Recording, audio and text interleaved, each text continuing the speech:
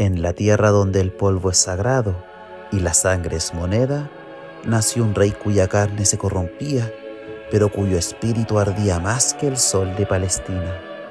Fue un niño marcado por la enfermedad, un joven forjado en el deber y un soberano que contra todo pronóstico desafió al más grande de sus enemigos.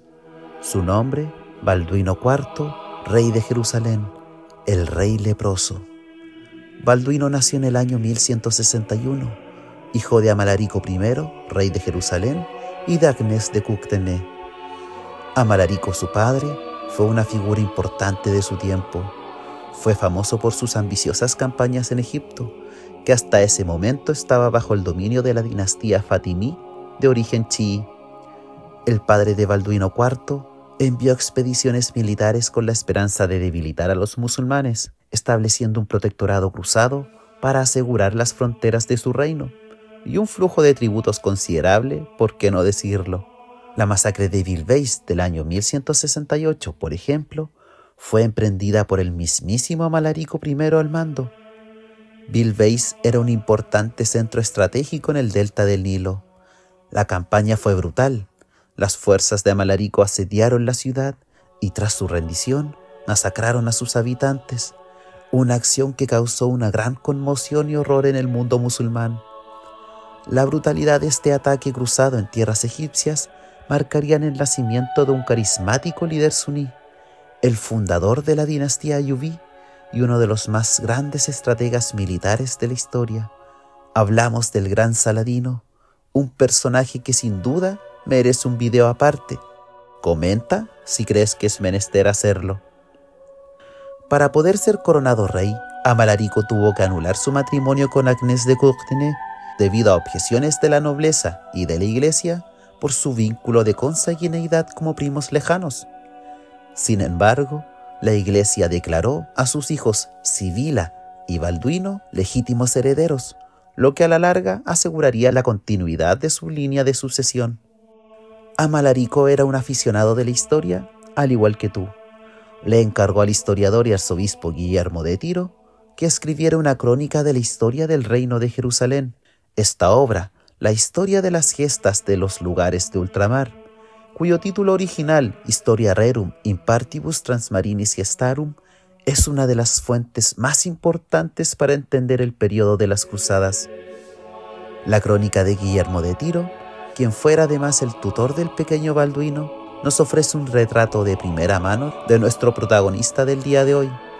Era inteligente y aplicado, pero mostraba una extraña insensibilidad en los brazos y manos. Era como si el futuro rey no sintiera el dolor. De todas formas, Balduino IV fue instruido para gobernar. Llevó a cabo estudios en letras, en teología y en el arte de la guerra. Según el tutor y consejero del pequeño Balduino, se vio que era un joven de temperamento fuerte y un espíritu valeroso. Con la madurez de un anciano, se dedicaba a sus deberes, mostraba una gran memoria y una firmeza inalterable en su corazón. A pesar de la tristeza que le causaba la enfermedad, mantuvo una dignidad real y una valentía admirable. La anécdota que marcó su vida para siempre ocurrió cuando él, jugando con otros niños, no sintió dolor al ser pellizcado por estos. Guillermo de Tiro sospechó la terrible verdad. Era lepra, una verdadera sentencia de muerte en la Edad Media. Baldovín el infante no se quejaba ni lloraba, y aquello aconteció muchas veces. Así que un día el arzobispo se dio cuenta y pensó que el niño lo hacía por la fuerza de su corazón y por su propia osadía, porque no lloraba ni se quejaba cuando lo herían o mordían. La enfermedad, lejos de quebrantarlo, despertó en él una voluntad de hierro. Comprendió que su vida sería corta y decidió que su nombre sería recordado largo tiempo. A los 13 años, la muerte de su padre lo convirtió en rey. La ceremonia fue solemne. En el Santo Sepulcro, el olor del incienso, las velas encendidas, los caballeros templarios más radicales y los hospitalarios más conservadores parecían estar alineados con él. Incluso contaba con la protección de Manuel I Comneno, emperador de Constantinopla. Sin embargo, su juventud y enfermedad llevaron a que el reino de Jerusalén, su legítima herencia, fuese gobernado inicialmente por regentes como Milo de Plancy, un antiguo senescal que fue considerado un incompetente por la nobleza del reino, quienes aparentemente lo habrían asesinado, y Raimundo III de Trípoli, quien fuese considerado un regente prudente y un modelo a seguir para el joven Balduino. El reino de Jerusalén estaba rodeado de enemigos. Al norte, los zenguíes de origen túrquico, y al este y al sur, el sultán Saladino, quien se convirtió en sultán de Egipto y de Siria. En noviembre del año 1177, Saladino invadió el reino con un ejército muy superior al de su rival. Eran más de 20.000 hombres, mientras que Balduino, por su parte, con apenas 16 años de edad, cabalgó enfermo hacia el sur con unos 375 caballeros de su aguerrement y con un contingente de infantería de unos 3.000 soldados cruzados. En Montguisard, cerca de Ramla, Balduino el leproso lanzó una carga que destrozó la vanguardia musulmana. Saladino escapó apenas con un puñado de sus hombres. Cuando huyeron los otros, se quedaron ellos en el campo, y no murieron aquí todos, sino muy pocos. Y puesto que los turcos que escapaban huyeron del campo, los cristianos fueron tras ellos cuanto el día les duró, del lugar que dicen Montguisard, hasta una marisma que llaman el Cañaveral de los Tordos, que son 12 millas, y hasta allí quedaron en matar a los turcos y derribarlos así como los iban alcanzando, y que no escapara ninguno sin muerte o prisión, si no fuese por la noche que les quitó la claridad del día. En aquella hazaña hubo muchos moros muertos, presos y tullidos de sus miembros.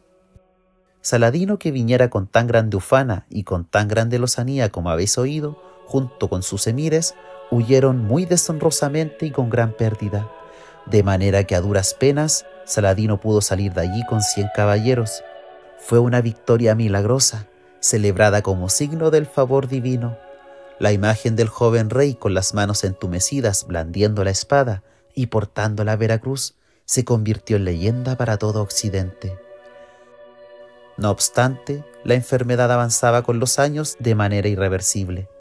La lepra le deformaba el rostro, a tal punto de dejarlo ciego de un ojo y con la nariz rota. De ahí que algunos de sus contemporáneos lo llamaran Rey Cerdo.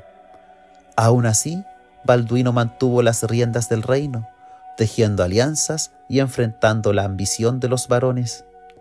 Uno de esos nobles ambiciosos, Reinaldo de Chatillon, señor de Transjordania, tuvo la osadía de hostigar con su flota a los comerciantes árabes en el Mar Rojo, e incluso llegó a amenazar a la ciudad santa de la Meca. Saladino juró vengarse del perjurador de su pueblo. Lamentablemente para el reino de Jerusalén, la osadía de Reinaldo rompió la tregua entre Balduino y Saladino, reavivando nuevamente las hostilidades en Tierra Santa. El año 1183, Saladino sitió la fortaleza de Kerak, en los dominios de Reinaldo de Chatillon. Balduino, acompañado de su regente Raimundo III de Trípoli, fue al rescate de Reinaldo y de su hijastro Unfredo, quien estaba contrayendo en ese momento nupcias con Isabel, la hermanastra de Balduino. Todo esto mientras ocurría el asedio del castillo. Otra vez el rey leproso marchó contra Saladino. Estaba completamente ciego y fue cargado sobre una litera por sus hombres para levantar el asedio de Kerak. Saladino esta vez no subestimó a su rival. Tomó la precaución de levantar el asedio y retirarse para evitar una confrontación desfavorable. Tras la crisis de Kerak, Balduino nombró a su sobrino Balduino V como su sucesor, para evitar que Guido de Lusignan, su incompetente cuñado, se hiciera con el trono. Balduino desconfiaba profundamente de Guido, en especial desde su desastrosa gestión como regente a fines de 1183. El historiador Bernard Hamilton destaca su lucidez política. Comprendía que la unidad del reino dependía de impedir que los intereses personales destruyeran la resistencia contra Saladino. Algunos de sus contemporáneos, sin embargo, lo describen como un rey frágil y que por sus pecados condenó a Tierra Santa.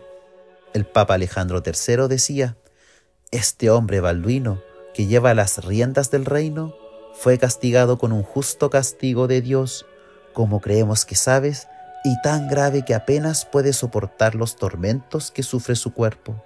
¡Qué grave daño! ¡Ay, qué terrible pérdida para las personas y las propiedades debe sufrir esta tierra a causa de sus pecados! No obstante, puede que la visión negativa y reticencia del Papa Alejandro respecto a la figura de Balduino se debiera a la protección que obtuvo el rey leproso desde Constantinopla. La verdad es que sus fieles súbditos nunca lo abandonaron en batalla. Un historiador musulmán escribió que a pesar de la enfermedad, los francos le fueron leales y le dieron todo su apoyo, estando satisfechos de tenerlo como su gobernante. Lo exaltaron, estaban ansiosos por mantenerlo en el cargo, pero no prestaron suficiente atención a su lepra. Balduino murió en 1185 con apenas 24 años de edad. Su funeral fue solemne. Templarios, hospitalarios, clérigos y peregrinos lloraron al monarca que con un cuerpo debilitado había defendido Jerusalén durante más de una década. Tras su muerte, el reino entró en crisis y 2 años después, en 1187, Jerusalén caería ante Saladino en Jatín. Pero eso es otra historia. Balduino IV no fue recordado por la longevidad de su reinado, sino por la intensidad con la que vivió. Fue un rey que no se dejó vencer por la carne enferma, que cabalgó hacia la batalla cuando el mundo le aconsejaba retirarse.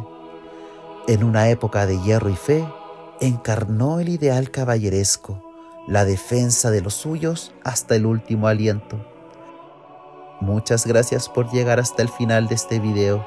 Si te gustó, dale like, comenta y comparte este video con tus amigos amantes de la historia medieval. Nos vemos en el próximo video. Adiós.